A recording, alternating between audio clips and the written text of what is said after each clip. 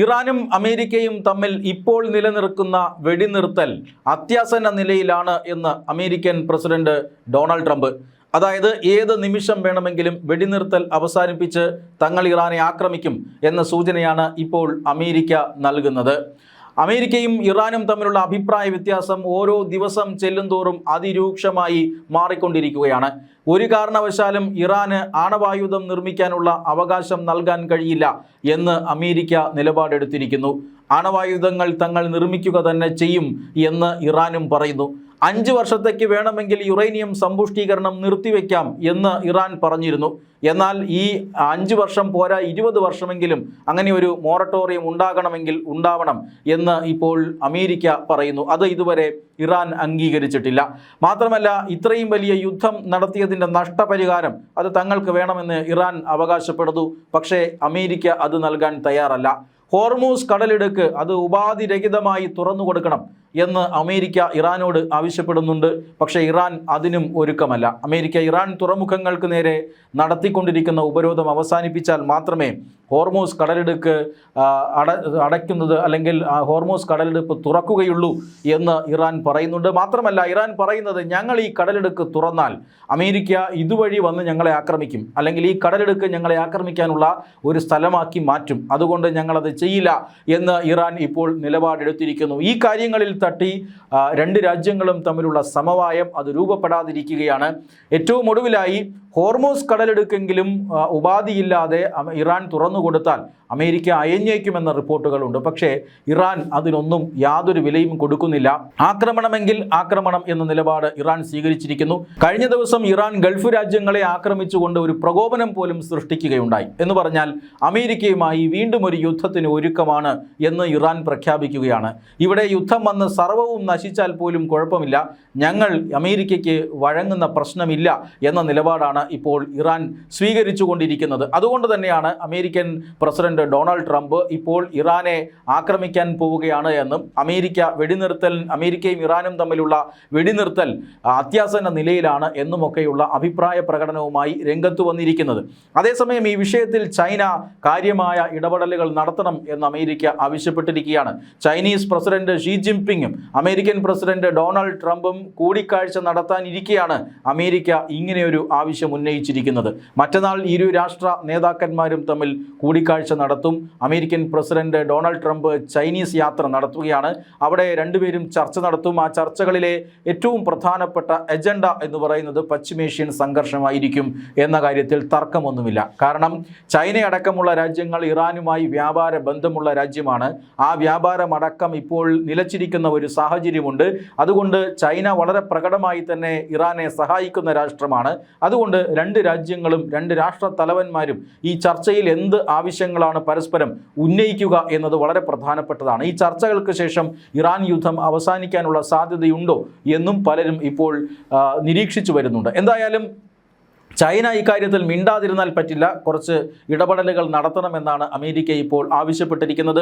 പാകിസ്ഥാൻ്റെ മധ്യസ്ഥം ഒരു വഴിക്ക് നടക്കുമ്പോഴാണ് ചൈനീസ് ഇടപെടൽ അമേരിക്ക ഇപ്പോൾ തേടിയിരിക്കുന്നത്. അതേസമയം പാകിസ്ഥാൻ ഈ മധ്യസ്ഥത വഹിക്കുമ്പോഴും പടക്കളത്തിൽ തങ്ങളെ ചതിച്ചു എന്ന വാർത്തയാണ് ഇപ്പോൾ അമേരിക്കൻ ഉദ്യോഗസ്ഥർ തന്നെ പുറത്തുവിടുന്നത്. അതായത് അമേരിക്കയെ ഞെട്ടിച്ചുകൊണ്ട് പാകിസ്ഥാൻ ആ പഴയകാല സ്വഭാവം കാട്ടിയിരിക്കുകയാണ്. അമേരിക്കയുമായി ചേർന്ന് ഭീകരവിരുദ്ധ പോരാട്ടമൊക്കെ നടത്തിക്കൊണ്ടിരിക്കും അൽ ഖ്വയ്ദയ്ക്കെതിരായിട്ടുള്ള പോരാട്ടമൊക്കെ നടത്തിക്കൊണ്ടിരിക്കുമ്പോൾ അൽ ഖ്വയ്ദയുടെ തലവനായ അമേരിക്ക തലയ്ക്ക് വിലയിട്ടിരുന്ന അൽ ഖ്വയ്ദയുടെ തലവനായിട്ടുള്ള ഒസാമ ബിൻ ലാദനെ പാകിസ്ഥാൻ സ്വന്തം പാളയത്തിൽ ഒളിപ്പിച്ചു വയ്ക്കുകയായിരുന്നു. പിന്നീട് ഒസാമ ബിൻ ലാദൻ പാകിസ്ഥാനിൽ ഉണ്ട് എന്ന് അമേരിക്ക കണ്ടെത്തിയപ്പോഴാണ് ഇത്രയും നാൾ ഞങ്ങളെ പാകിസ്ഥാൻ ചതിക്കുകയായിരുന്നു എന്ന് അമേരിക്കയ്ക്ക് ബോധ്യപ്പെട്ടത്. എന്തായാലും പിന്നീട് പാകിസ്ഥാനെ പോലും അറിയിക്കാതെ അമേരിക്കൻ സൈന്യം വന്ന് ഒസാമ ബിൻ ലാദനെ പാകിസ്ഥാനിൽ എത്തി തീർക്കുന്നത് നമ്മൾ കണ്ടതാണ്. ഏതാണ്ട് സമാനമായ ഒരു ചതിവാണ് ഇത്തവണയും പറ്റിയത് എന്നാണ് അമേരിക്ക ഇപ്പോൾ പറയുന്നത്. അതായത് ഇറാനും അമേരിക്കയും തമ്മിലുള്ള യുദ്ധം അവസാനിപ്പിക്കാനായി പാകിസ്ഥാൻ കിണഞ്ഞു പരിശ്രമിക്കുന്നു എന്നാണ് നമ്മൾ കാണുന്നത്. ഈ അമേരിക്കൻ പ്രസിഡന്റ് ഡൊണാൾഡ് ട്രംപിൻ്റെ ആവശ്യപ്രകാരം പാകിസ്ഥാൻ്റെ കരസേനാ മേധാവി അസീം മുനീർ ഇറാനിലേക്ക് യാത്ര ചെയ്യുന്നു. അമേരിക്കയ്ക്ക് അനുകൂലമായ ഒരു തീരുമാനം ഉണ്ടാക്കാനായി ഇറാനിൽ സമ്മർദ്ദം ചെലുത്തുന്നു എന്നൊക്കെയാണ് അമേരിക്ക വിചാരിച്ചു വച്ചിരുന്നത്. പക്ഷേ അങ്ങനെയൊന്നുമല്ല. ഇങ്ങനെയൊക്കെ ഒക്കെയുള്ള ചില കാര്യങ്ങൾ പുറമേ നടന്നുകൊണ്ടിരുന്നുവെങ്കിലും അമേരിക്ക അതിശക്തമായ ആക്രമണം ഇറാനിൽ നടത്തുമ്പോൾ ഇറാനിയൻ വ്യോമസേനയുടെ സൈനിക വിമാനങ്ങൾ, യുദ്ധവിമാനങ്ങൾ പാകിസ്ഥാനിലേക്ക് സേഫായി മാറ്റുകയായിരുന്നു ചെയ്തത്. അല്ലെങ്കിൽ ഇറാൻ യുദ്ധവിമാനങ്ങൾക്ക് സംരക്ഷണം നൽകിക്കൊണ്ട് പാകിസ്ഥാൻ അവരുടെ നൂർ ഖാൻ വിമാനത്താവളത്തിൽ പാർക്ക് ചെയ്യാൻ അനുവദിച്ചു എന്ന വിവരമാണ് ഇപ്പോൾ അമേരിക്കൻ ഏജൻസികൾക്ക് ലഭിച്ചിരിക്കുന്നത്. ഇറാന്റെ വ്യോമസേന എന്ന് പറഞ്ഞാൽ അത്രമാത്രം ലോകോത്തരമായ വ്യോമസേനയൊന്നുമല്ല. ഇറാനെ സംബന്ധിച്ചിടത്തോളം വ്യോമസേന ദുർബലമായ ഒരു വ്യോമസേനയാണ് ഇറാനുള്ളത്. ഇറാന്റെ കരുത്ത് അതിൻ്റെ മിസൈൽ സംവിധാനങ്ങളിലാണ്. എന്തായാലും വ്യോമസേന അത്രമാത്രം ശക്തമല്ലെങ്കിലും ഏതാനും ചില വിമാനങ്ങളൊക്കെ ഇറാന്റെ കൈവശമുണ്ട്. പഴയ ചില വിമാനങ്ങളാണ്. അതിൻ്റെ പാർട്സുകളും മറ്റും ഉപരോധം കാരണം ഇറാന് കിട്ടാനില്ല. അതുകൊണ്ടാണ് ഈ വ്യോമസേന ഇത്രയധികം ദുർബലമായി പോയത്. എങ്കിലും RC-130 വിഭാഗത്തിൽപ്പെടുന്ന ഒരു നിരീക്ഷണ വിമാനമാണ് രഹസ്യമായി ഇറാൻ നൂർ ഖാൻ വിമാനത്താവളത്തിലേക്ക്, പാകിസ്ഥാന്റെ നൂർ ഖാൻ വിമാനത്താവളത്തിലേക്ക് മാറ്റിയത് എന്ന വിവരമാണ് ഇപ്പോൾ അമേരിക്കൻ ഏജൻസികൾക്ക് ലഭിച്ചിരിക്കുന്നത്. മാത്രമല്ല ഇറാന്റെ ചില പാസഞ്ചർ വിമാനങ്ങൾ അത് ഇറാൻ അഫ്ഗാനിസ്ഥാനിലേക്ക് മാറ്റിയെന്നും അമേരിക്ക ഇപ്പോൾ ആരോപിക്കുകയാണ്. ഈ ആരോപണത്തോട് രണ്ട് രാജ്യങ്ങളും പ്രതികരിച്ചിട്ടുണ്ട്. പാകിസ്ഥാൻ അത് പാടെ നിഷേധിക്കുകയാണ്. തങ്ങളുടെ നൂർ ഖാൻ എയർബേസ് എന്ന് പറഞ്ഞാൽ അത് റാവൽപിണ്ടിയിലെ ജനവാസ മേഖലയിലുള്ള ഒരു വിമാനത്താവളമാണ്. അവിടെ ഇത്തരത്തിൽ ലാർജ് ഫ്ലീറ്റ് വിമാനങ്ങൾ, യുദ്ധവിമാനങ്ങൾ അവിടെ കൊണ്ട് അണിനിരത്തിയാൽ അത് പൊതുജനങ്ങളുടെ കണ്ണിൽ പോലും കാണാൻ കഴിയുന്നതാണ്. പക്ഷേ അങ്ങനെയൊന്നും നടന്നിട്ടില്ല. ഈ വാർത്തകൾ അസംബന്ധമാണ് എന്നാണ് പാകിസ്ഥാൻ പറയുന്നത്. പക്ഷേ അതീവ രഹസ്യമായി ഈ വിമാനത്താവളത്തിൽ വിമാനങ്ങൾ, നിരീക്ഷണ വിമാനങ്ങളുണ്ട്, ഇറാന്റെ നിരീക്ഷണ വിമാനങ്ങളുണ്ട് എന്നാണ് അമേരിക്കയ്ക്ക് ലഭിച്ചിരിക്കുന്ന സന്ദേശം. മാത്രമല്ല അഫ്ഗാനിസ്ഥാൻ തങ്ങളുടെ പക്കൽ ഇറാന്റെ യാത്രാ വിമാനങ്ങളുണ്ട് എന്ന് കൃത്യമായി അംഗീകരിച്ചിട്ടുണ്ട്. അവർ പറഞ്ഞിട്ടുണ്ട്. കാരണം കാബൂൾ വിമാനത്താവളത്തിലാണ് ഇറാന്റെ യാത്രാ വിമാനങ്ങൾ കിടക്കുന്നത്. അത് മറ്റൊന്നുമല്ല, പൊടുന്നനെ യുദ്ധം ആരംഭിച്ചത് കാരണം കാബൂളിലുണ്ടായിരുന്ന ചില യാത്രാ വിമാനങ്ങൾ അവിടെ തന്നെ പാർക്ക് ചെയ്യാൻ അനുവദിക്കുകയായിരുന്നു. പിന്നീട് പാകിസ്ഥാനും അഫ്ഗാനിസ്ഥാനും തമ്മിൽ സംഘർഷമുണ്ടായപ്പോൾ, കാബൂളിലും മറ്റും ആക്രമണം നടന്നപ്പോൾ ആ വിമാനങ്ങൾ പതിയെ ഇറാൻ്റെ ഒരു അതിർത്തിയോട് ചേർന്നുള്ള മറ്റൊരു വിമാനത്താവളത്തിലേക്ക് മാറ്റിയിട്ടുണ്ട്.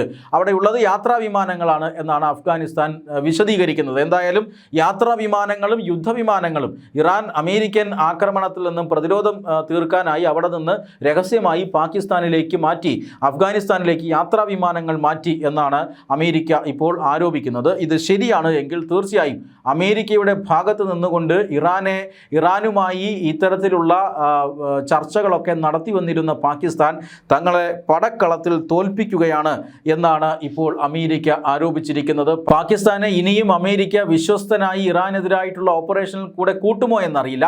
എന്തായാലും ഇപ്പോൾ ഇരു രാജ്യങ്ങളും തമ്മിലുള്ള ബന്ധത്തിനൊരു വിള്ളൽ വന്നിരിക്കുകയാണ്. അതീവ രഹസ്യമായിട്ടാണ് ഇത്തരത്തിലുള്ള വിമാന നീക്കം നടന്നത് എന്ന് അമേരിക്ക പറയുമ്പോൾ പാകിസ്ഥാൻ അത് നിഷേധിക്കുകയുമാണ്.